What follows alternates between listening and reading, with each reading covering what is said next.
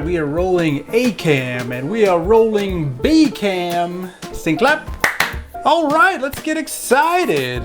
Heyo, welcome back. Today we're making a Portuguese hash with linguiça. I don't know about you, but I am a pretty big fan of breakfast, and this has a bunch of stuff I kind of cook already on their own, so putting them together just seemed to make sense. The recipe I referenced is linked down in the description below, and I've already got the prep done, so let's get into it.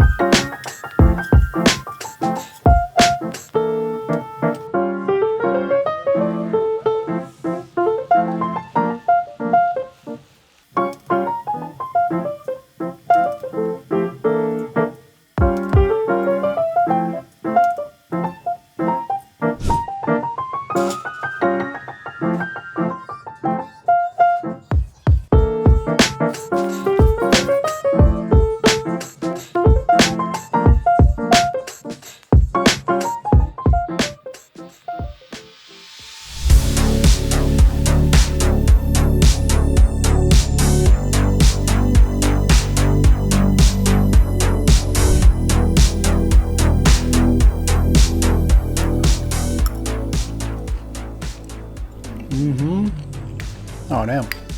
Success! That's really good. Portuguese hash with linguiça.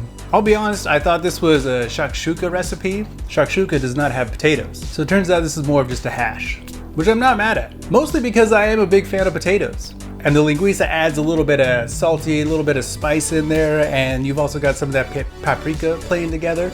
And I'm also really a big fan of the colors in this dish. You got the green from the red peppers, you got some of the green olives, which also add a little bit of a tang as well.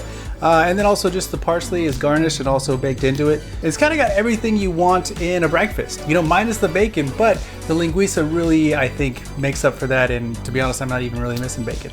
Oh boy, hot. Nope, oven's still on, that's probably why. Yeah, what can I say? This is a super manageable recipe, not too expensive either. I'll be honest, I've been trying to make this for the last week and a half or so, and your boy's just kind of been in a funk.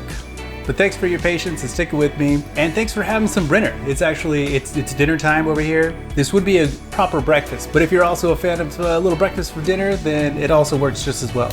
As always, thanks so much for watching. We'll catch you in the next one. Until then, keep on cooking. All right, that's it. Cut, print.